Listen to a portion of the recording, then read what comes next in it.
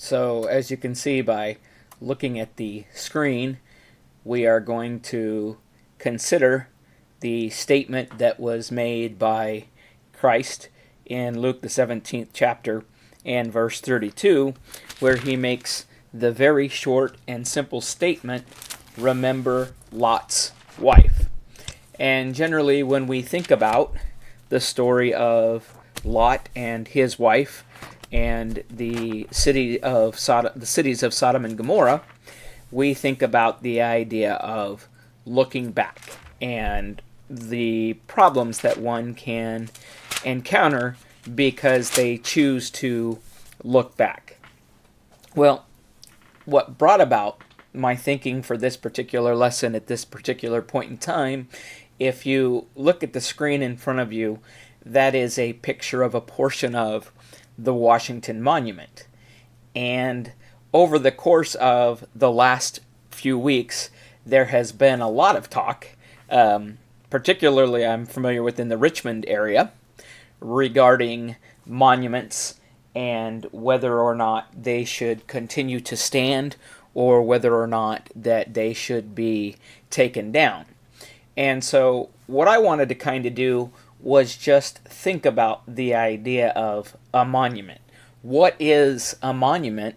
And kind of consider the idea, maybe think about why were monuments put in place in the first place? Why are they erected already now that people are talking about possibly no longer having them? And so the first thing that I wanted to do was to simply look at the definition of a monument, which is described as something erected in a memory of a person, an event, such as a building, a pillar, or a statue, such as we see here the Washington Monument. Second definition is any building, megalith, etc., surviving from a past age and regarded as of historical or archaeological importance. And then the last idea is any enduring evidence or notable example of something, such as a monument to ingenuity. As I look at these definitions, there are a couple of things that stick out to me. The first is, in our first definition, we see the word pillar, which we're going to see in our reading in just a moment. And really the focus that I want to look at is the third definition that we have on our screen, the idea of any enduring evidence or notable example of something. Now, they use the idea of a monument to ingenuity, something that is notable, it's an example, it reminds us of something. And so I want us to go through this lesson, and I want us to consider Lot's wife, who becomes a pillar of salt. I want us to think about how she serves as a monument to us today, and what she causes us to think about and to remember. And so the first thing that comes to my mind is that Lot's wife is a monument or a reminder to the fact that knowledge is not enough. Now, before we go through and continue through each slide, let's go to Genesis chapter 19. We'll start reading at verse 1, and we're going to read down through about verse 20 or so. We'll see how this is going. So let's begin in Genesis chapter 19 and verse 1. Now the two angels came to Sodom in the evening, and Lot was sitting in the gate of Sodom. And when Lot saw them, he arose to meet them, and he bowed himself with his face toward the ground. And he said, "Hear now, my lords, please turn to your servant's house and spend the night. Wash your feet, and then you may rise early, go on your way." And they said, "No, but we will spend the night in the open square." But he insisted strongly, so that they turned into him and entered his house. Then he made them a feast and baked them unleavened bread, and they ate. Verse 4, it says, "Now before they lay down, the men of the city, the men of Sodom, both old and young, all the people from every quarter surrounded the house. And they called to Lot and said to him, 'Where are the men who came to you tonight? Bring them out to us, that we may know them carnally.' So Lot went out to them through the doorway, and shut the door behind him, and said, 'Please, my brethren, do not do so wickedly.' See now, I have 2 daughters who have not known a man. Please let me bring them out to you, and you may do to them as you wish. Only do nothing to these men, since this is the reason they have come under the roof. This is the reason they have come under the shadow of my roof. Verse 9, and they said, stand back. Then they said, this one came to sojourn, and he keeps acting as a judge. Now we will deal worse with you than with them. So they pressed hard against the man, Lot, and came near to break down the door. But the men reached out their hands and pulled Lot into the house with them and shut the door. Verse 11, and they struck the men who were at the doorway of the house with blindness, both the small and great, so that they became weary trying to find the door. Then the men said to Lot, have you anyone else here, son-in-law, your sons, your daughters, and whomever you have in the city? Take them out of this place. For we will destroy this place, because the outcry against them has grown great before the face of the Lord, and the Lord has sent us to destroy it. Verse 14, so Lot went out and spoke to his sons-in-law, who had married his daughters, and said, get up, get out of this place, for the Lord will destroy this city. But to his son-in-laws he seemed to be joking. And when the morning dawned, the angels urged Lot to hurry, saying, arise, take your wife and your 2 daughters who are here, lest you be consumed in the punishment of the city.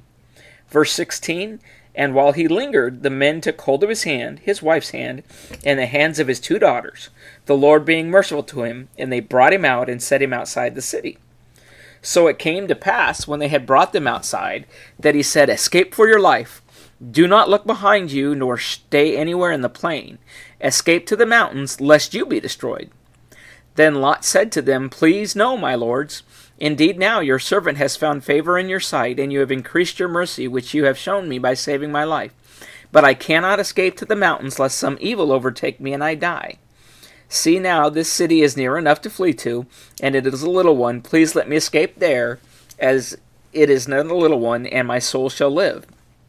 Verse 21, he said to him, see, I have favored you concerning this thing also, in that I will not overthrow this city for which you have spoken. Hurry, escape there, for I cannot do anything till you arrive there. Therefore the name of the city was called Zoar. The sun had risen upon the earth when Lot entered Zoar. Then the Lord rained brimstone and fire on Sodom and Gomorrah from the Lord out of the heavens. So he overthrew those cities, all the plain, all the inhabitants of the cities, and what grew on the ground. Verse 26, but his wife looked back behind him, and she became a pillar of salt. And so we're going to stop there, and we're going to kind of look at this idea. And again, we're using this idea as a monument, that she is a pillar of salt. And this pillar of salt is a reminder to us. And the first thing that we're looking at is the fact that knowledge is not enough. She was well aware of God's plan to destroy Sodom. She was there, and she had been told, just like Lot, by the angels, that the city was going to be destroyed. We see that they came and they stayed in his home in verses 1 through 10. While there, they even performed a miracle and struck the men blind who were outside of the house, so they had seen that these men truly were powerful and were from God. And they warned in verses 12 and 13 of the destruction to come. And they even went so far as to take hold of the hand of Lot, his wife, and his daughters. And they went as far as actually taking them outside of the city, bringing them to an area to start with where they would be safe from the beginning. And then the angels commanded Lot and his family what they must do to be saved. In verse 17, they say, escape for your life. Do not look behind you, nor stay anywhere in the plains. Escape to the mountains, lest ye be destroyed. And so as we look at this, Lot's wife had all of the information necessary, all of the facts to do the right thing.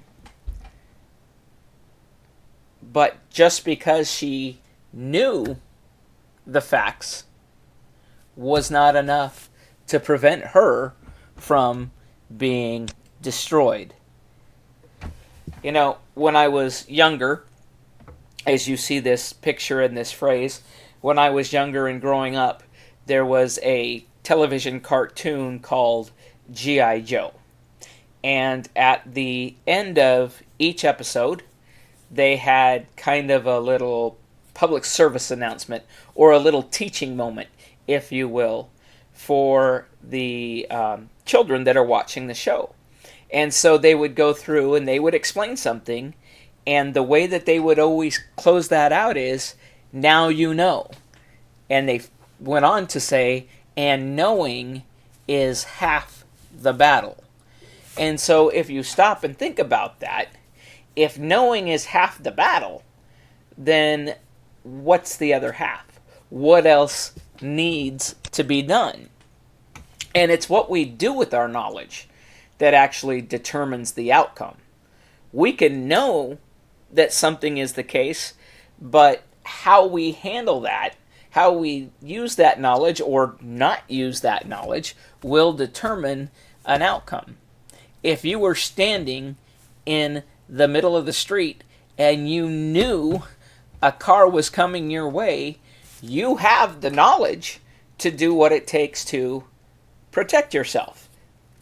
But if you don't act on that knowledge, if you know you're going to get hit and you don't do anything about it, you don't move, that knowledge won't prevent you from suffering the damage, won't prevent you from being harmed.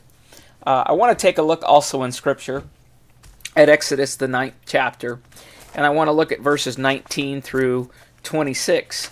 And again, with the idea and the emphasis on, just because you have the knowledge, that's not enough. It's about what you do with that knowledge. So we'll pick up at Exodus, the 9th chapter, at verse 19. And God is speaking through Moses, and we read, "Therefore send now, and gather your livestock and all that you have in the field, for the hail shall come down on every man and every beast which is found in the field, and is not brought home, and they shall die." Verse 20, key verse, "He who feared the word of the Lord among the servants of Pharaoh made his servants and his livestock flee to the houses.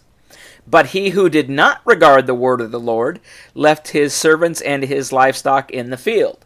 And so it's important to note, both groups had the knowledge. They just reacted in a different manner. Picking up verse 22, "Then the Lord said to Moses, stretch out your hand toward heaven, that there may be hail in the land of Egypt, on man, on beast, and on every herb of the field throughout the land of Egypt. And Moses stretched out his rod toward heaven, and the Lord sent thunder and hail, and fire darted to the ground, and the Lord rained hail on the land of Egypt." Verse 24, "So there was hail and fire mingled with hail, so very heavy that there was none like it in the land of Egypt since it became a nation. And the hail struck throughout the whole land of Egypt, all that was in the field, both man and beast. And the hail struck every herb of the field, and broke every tree of the field. Only the land of Goshen, where the children of Israel were, was there no hail." And so we see that all that was in the field, all those who had left, all the servants who had been left in the field, all the animals who had been left in the field because the people, their masters, decided it wasn't necessary to regard what the Word of God had to say. It didn't matter to them. They didn't take it serious enough, or they simply chose not to act upon that. All those servants and that livestock perished because of that decision. On the other hand, those that took the knowledge that they had, took the Word of God to heart, took it serious, and brought their animals and their servants in, their animals and their servants remained unharmed. Matthew chapter 7, verses 24 through 27 also talks about the idea of knowledge and action. In Matthew chapter 7, picking up at verse 24. "Therefore he who hears these sayings of mine and does them," so he who has the knowledge and then does something, he says, "I will liken him to a wise man who built his house on the rock. And the rain descended, and the floods came, and the winds blew and beat on that house, and it did not fall, for it was founded on the rock. Verse 26, here's our contrast. Now everyone who hears these sayings of mine, so again, they have the knowledge, and does not do them, does not act, will be like a foolish man who built his house on the sand. And the rain descended, the floods came, and the winds blew and beat on that house, and it fell, and great was its fall. So let's recognize, let's understand the idea that when we look at and think about the pillar of salt, Lot's wife as a monument, it is a monument and a reminder to us that simply having knowledge without doing anything with it is not enough. Lot's wife, this pillar of salt, as it were, serves as a monument to the fact that partial obedience is not enough. And I really like this particular statement that says, to God, partial obedience is complete disobedience. It doesn't matter if you do some of what he commands. If you don't do it all, it's no better off than if you had done some. And so I want to pick up and I want to look at this idea in 1 Samuel chapter 15. And again, we're doing a bit more reading in this particular lesson maybe than I otherwise would. But bear with me. I want to go through 1 Samuel 15, and I want to then look at a couple of main points as we go through this 15th chapter here. And by way of understanding, we need to recognize that Lot's wife began to obey the commandments given by the angels, but she stopped short of full obedience by looking back. She got started. She had obeyed the command to flee, to get away, but there was also a command not to look back, and she found herself doing so. Back to where I was going, and I apologize for getting a little out of order here. I want to go to 1 Samuel 15, and I want to read about what happens when someone performs partial obedience. Chapter 15, verse 1, Samuel also said to Saul, "The Lord sent me to anoint you king over his people, over Israel. Now therefore heed the voice of the words of the Lord. Thus says the Lord of hosts, I will punish what Amalek did to Israel, how he laid wait for him on the way when he came up from Egypt. Now go and attack Amalek, and utterly destroy all that they have, and do not spare them, but kill both man and woman, infant and nursing child, ox and sheep, camel and donkey." Verse 4, So Saul gathered the people together and numbered them in Telem, 200,000 foot soldiers and 10,000 men of Judah. And Saul came to a city of Amalek and lay in wait in the valley. Then Saul said to the Kenites, "Go, depart, get down from among the Amalekites, lest I destroy you with them, for you showed kindness to all the children of Israel when they came up out of Egypt." So the Kenites departed from among the Amalekites. And Saul attacked the Amalekites from Havilah all the way to Shur, which is east of Egypt. He also took Agag, king of the Amalekites, alive, and utterly destroyed all the people with the edge of the sword.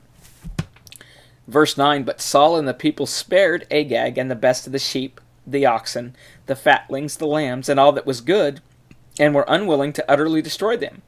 But everything despised and worthless, that they utterly destroyed. Now the word of the Lord came to Samuel, saying, I greatly regret that I have set Saul as king, for he has turned back from following me, and has not performed my commandments. And it grieved Samuel, and he cried out to the Lord all night. Verse 12, So when Samuel arose early in the morning to meet Saul, it was told Samuel, saying, Saul went to Carmel, and indeed he set up a monument for himself, and he has gone on around, passed by, and gone down to Gilgal. Then Samuel went to Saul, and Saul said to him, Blessed are you of the Lord. I have performed the commandment of the Lord. Now, I want to make a quick note here. We just get done seeing God telling his prophet that he greatly regrets setting up Saul as king, for he has turned back from following me and has not performed my commandments. So we have what God knows to be true, and we have what Saul himself believes to be true. So he says, I have performed the commandments of the Lord. Verse 14, but Samuel said, what then is this bleating of sheep in my ears, and the lowing of the oxen which I hear? And Saul said, they have brought them from the Amalekites for the Lord. They have brought them from the Amalekites, for the people spared the best of the sheep and the oxen to sacrifice to the Lord your God, and the rest we have utterly destroyed. See, they thought they had done a good thing. Verse 16, then Samuel said to Saul, be quiet, and I will tell you what the Lord said to me last night. And he said to him, speak on. So Samuel said, when you were little in your own eyes, were you not head of the tribes of Israel? And did not the Lord anoint you king over Israel? Now the Lord sent you on a mission and said, go and utterly destroy the sinners, the Amalekites, and fight against them until they are consumed. Why then did you not obey the voice of the Lord? Why did you swoop down on the spoil and do evil in the sight of the Lord? Verse 20, and Saul said to Samuel, but I have obeyed the voice of the Lord and gone on the mission on which the Lord sent me, and brought back Agag, king of Amalek. I have utterly destroyed the Amalekites. But the people took of the plunder, sheep and oxen, the best of the things which should have been utterly destroyed, to sacrifice to the Lord your God in Gilgal.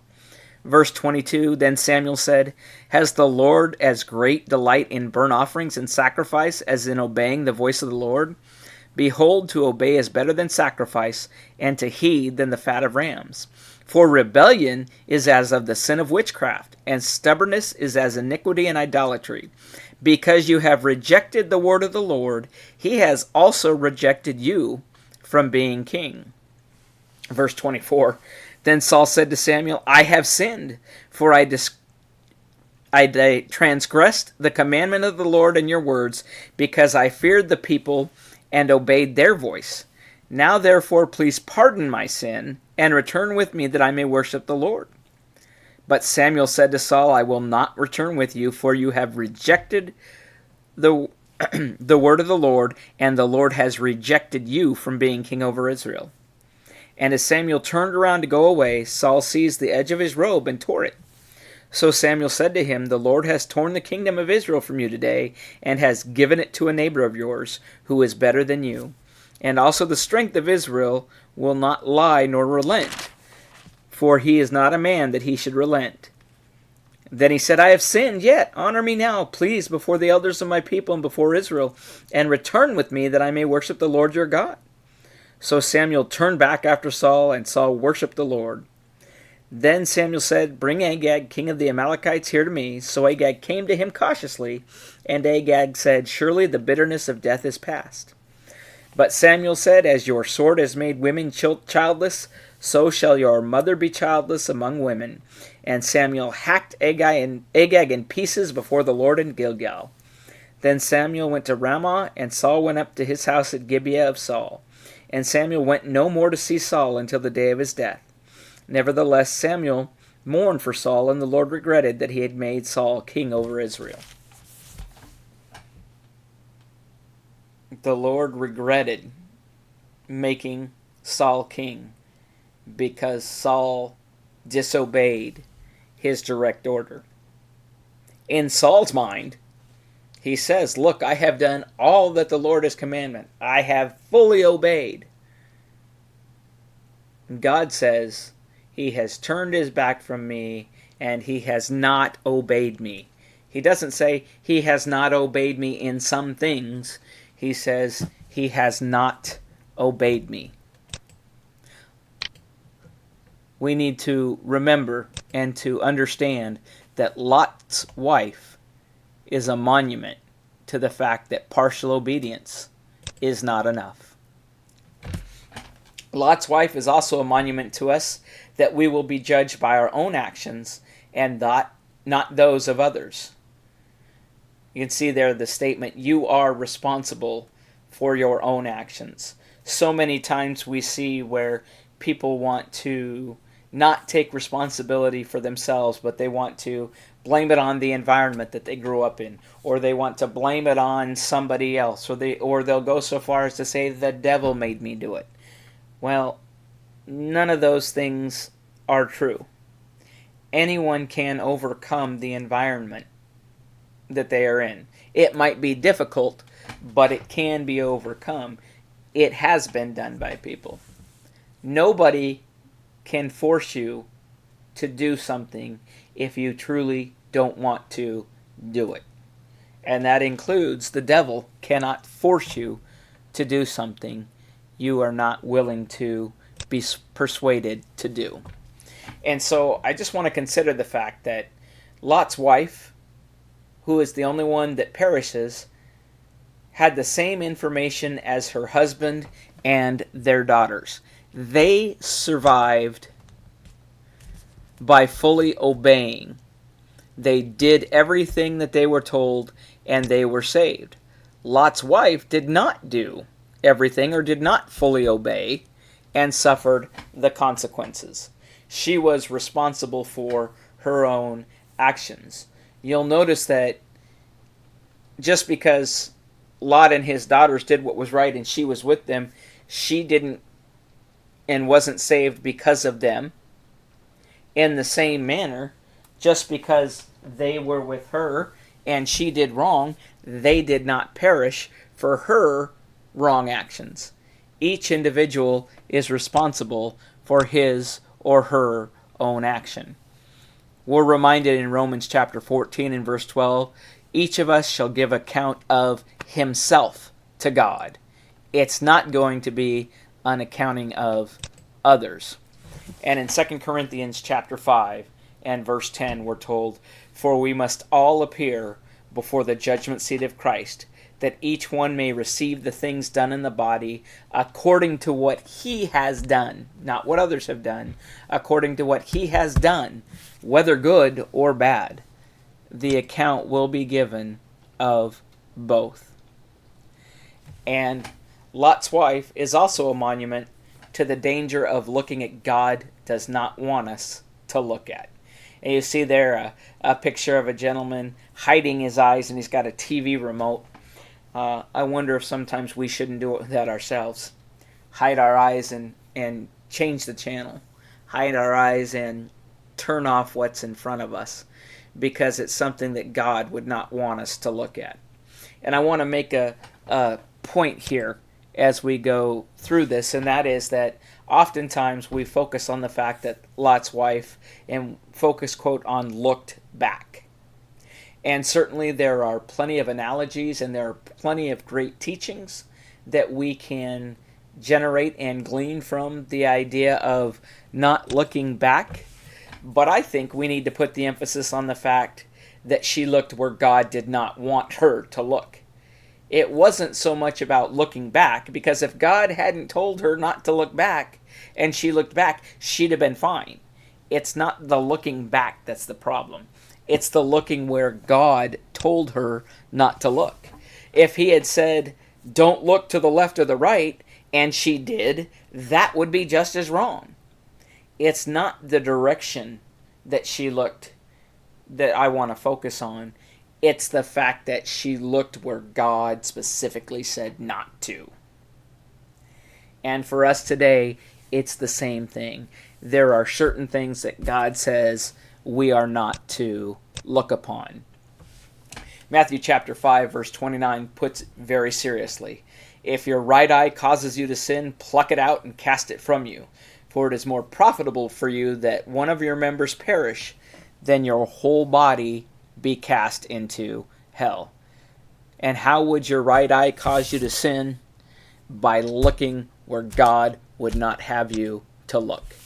Ephesians chapter 4 and verse 8. Finally, brethren, whatever things are true, whatever things are noble, whatever things are just, whatever things are pure, whatever things are lovely, whatever things are of good report, if there is any virtue and if there's anything praiseworthy, meditate on, or I would say look upon these things as well. Beware what crosses your television set. Beware what crosses your computer monitor or your telephone. Beware where your eyes choose to look when you're out and about in public. Because even just walking down the street, there are things that God might not, or God would not want us to look at, that we may pass by. And so we need to be careful. And Lot's wife, this pillar of salt, serves as a monument for us to the danger of looking at what God would not have us look at. Once again, as we close out the lesson, we understand the idea or the concept of Lot's wife, this pillar of salt, as a monument.